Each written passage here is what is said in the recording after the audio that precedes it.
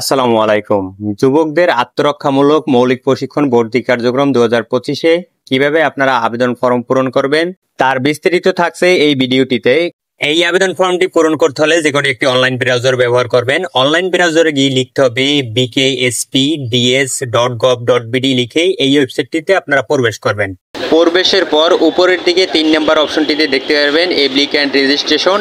এই অপশনে কার্সার রাখলে অথবা ক্লিক করলে প্রথমে একটি অপশন পাবেন অ্যাপ্লাই লেখা অপশনটিতে ক্লিক করবেন, তাহলে পরবর্তী ধাপে যেতে পারবেন। এখানে দুটি চিত্র দেখতে পারবেন এবং দুটি আবেদন চলমান। ডান পাশের দিকে দেখতে পারবেন যুবকদের আত্মরক্ষামূলক মৌলিক প্রশিক্ষণ ভর্তি কার্যক্রম 2025। এর নিচে ডান দিকে দেখতে পারবেন অ্যাপ্লাই বাটন আছে। অ্যাপ্লাই বাটনে ক্লিক করলেই আপনার অ্যাপ্লিকেশন ফর্মটি পাবেন। এই অ্যাপ্লিকেশন ফর্মটি নির্ভুলভাবে আপনাদের পূরণ করতে হবে। এখানে যে সকল তথ্য পূরণ করতে হবে তার মধ্যে রয়েছে পার্সোনাল ইনফরমেশন, এরপর রয়েছে একাডেমিক ইনফরমেশন, তারপর আদার্স ইনফরমেশন দেখতে পারবেন। এখানে আপনার যে 5টি ডকুমেন্ট আপলোড করতে হবে এগুলো দেখতে পারবেন। এরপর বর্তমান স্থায়ী ঠিকানা নির্ভুলভাবে দিতে হবে। তারপর রয়েছে ছবি আপলোড করতে হবে। সর্বশেষ আপনার অ্যাপ্লিকেশনটি ফাইনাল সাবমিট দেবেন। তার আগে ড্রাফট হিসেবে সাবমিট করে রাখতে পারেন। সকল তথ্য পূরণ করার পর ডকুমেন্ট অ্যাটাচ করার পর ড্রাফট হিসেবে সেভ করে রাখবেন। তারপর মিলিয়ে দেখবেন যদি সকল তথ্য সঠিক থাকে এরপর আপনারা ফাইনাল সাবমিট দিবেন। ফর্ম পূরণের জন্য প্রথমে পার্সোনাল ইনফরমেশন আপনারা লিখবেন। এখানে নাম, পিতার নাম, মাতার নাম এগুলো আপনার সার্টিফিকেট অনুযায়ী লিখবেন। এরপর রয়েছে জেন্ডার, আপনি পুরুষ হন মহিলা হন এটা সিলেক্ট করবেন। তারপর আপনার বার্থ সার্টিফিকেট নাম্বার অথবা এনআইডি নাম্বার এটা বসিয়ে দেবেন। বার্থ সার্টিফিকেট নাম্বার হবে 17 ডিজিট, আর জাতীয় পরিচয়পত্রের স্মার্ট আইডি কার্ডের নাম্বার হবে 10 ডিজিট, পুরাতন আইডি কার্ডের নাম্বার হবে 13 ডিজিট এবং জন্মসাল সহ 17 ডিজিট। এরপর রয়েছে ডেট অফ বার্থ, আপনার সঠিক জন্ম তারিখটি এটি বসিয়ে দেবেন। এক্ষেত্রে আপনার এসএসসি সনদ অনুযায়ী দিতে পারেন। এরপর রয়েছে মোবাইল নাম্বার, আপনার যে সচল মোবাইল নাম্বারটি রয়েছে ওই মোবাইল নাম্বারটি দিবেন। তারপর দেখতে পারবেন হাইট, এখানে আপনার যে হাইট আছে 5 ফিট, তারপর ডান পাশে কত ইঞ্চি ওই ইঞ্চিটি বসিয়ে দেবেন। এর নিচে দেখতে পারবেন ওয়েট, আপনার বর্তমান ওজন কত ওইটা সঠিকভাবে বসিয়ে দেবেন। তার নিচে দেখতে পারবেন একাডেমিক ইনফরমেশন, এই একাডেমিক ইনফরমেশন বর্তমানে যে কোর্সটি করবেন ওই কোর্সের ইনফরমেশন। এখানে দেখতে পারবেন গেম অবলিক সাবজেক্ট, এখানে একটি বক্স দেখতে পারবেন। এর সামনে লেখা self defence training, judo, karate, taekwondo, shooting.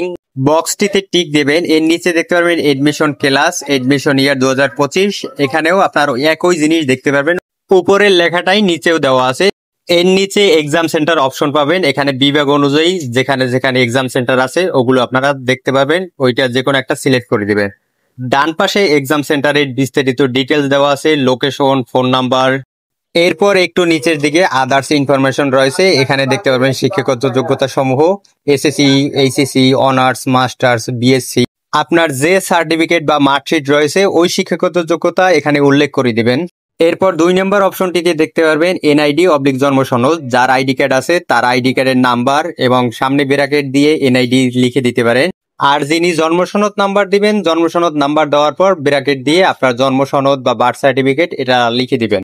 এরপর 3 নম্বর অপশনে দেখতে পারবেন ইউনিয়ন পরিষদ, থানা, টিএনও, সিটি কর্পোরেশন, পৌরসভা কর্তৃক অনাপত্তি পত্র প্রদানকারী। এখানে আপনি যেখান থেকে আনছেন ওই প্রদানকারীর এখানে নাম দিতে পারেন। যেমন আপনি ইউনিয়ন পরিষদ থেকে আনছেন ইউনিয়ন পরিষদের নাম লিখতে পারেন, সিটি কর্পোরেশন থেকে আনলে সিটি কর্পোরেশন নাম লিখে দিবেন, থানা থেকে আনলে থানার নাম লিখে দিবেন। এরপর নিচের দিকে আরো 5টি অপশন পাবেন। এই 5টি ফাইল আপনাকে আপলোড করতে হবে পিডিএফ আকারে, যেমন শিক্ষাগত সনদের কপি, তারপর এনআইডি কার্ডের কপি, নাগরিকত্ব সনদ, মামলা নাই অঙ্গীকারনামা, এরপর সর্বশেষ শিক্ষা প্রতিষ্ঠান কর্তৃক চারিত্রিক সনদপত্র। এই 5টি ডকুমেন্ট প্রথমে সংগ্রহ করবেন, এরপর স্ক্যান করে আলাদা আলাদা পিডিএফ বানাবেন।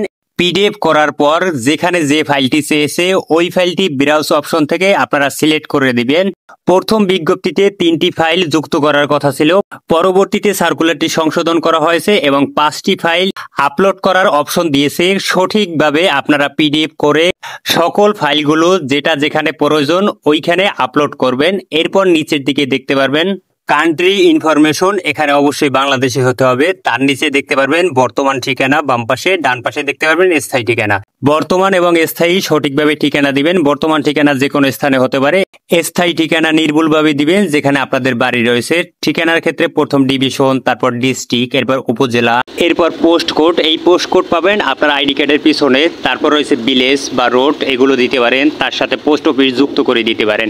এরপর বর্তমান এবং স্থায়ী ঠিকানা যদি একই হয় উপরের দিকে একটি খালি বক্স দেখবেন, permanent address same as present address, বর্তমান স্থায়ী ঠিকানা যদি একই হয় এই বক্সটিতে ক্লিক করবেন। যদি আলাদা হয় বর্তমান ঠিকানা যেভাবে পূরণ করেছেন স্থায়ী ঠিকানা একই সিস্টেমে পূরণ করবেন। এর নিচের দিকে দেখতে পারবেন আপলোড ফটো, এখানে আপনার ছবি দিতে হবে। ছবির ক্ষেত্রে আপনার পাসপোর্ট সাইজের হতে পারে, 300x300 সাইজের হতে পারে।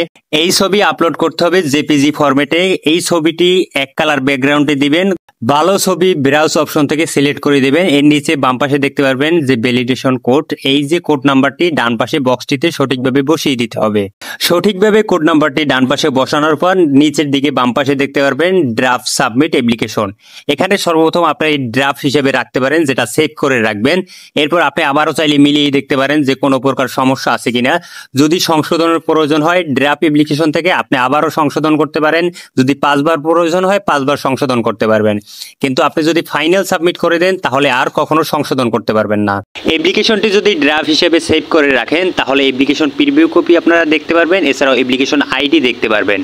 সকল তথ্য মিলিয়ে দেখে যদি কারেকশনের মনে হয় কারেকশন করবেন, নয়তো ভালোভাবে আপনারা জেনে তারপর আপনার সকল তথ্য দেখে এরপর ফাইনাল সাবমিট দিবেন। এই সিস্টেমগুলো ব্যবহার করেই আপনারা সহজে আবেদন করতে পারবেন। আবেদন সম্পূর্ণ হয়ে গেলে আবেদন কপিটি আপনারা কোথাও সেভ করে রাখবেন অথবা প্রিন্ট করে সংরক্ষণ করবেন।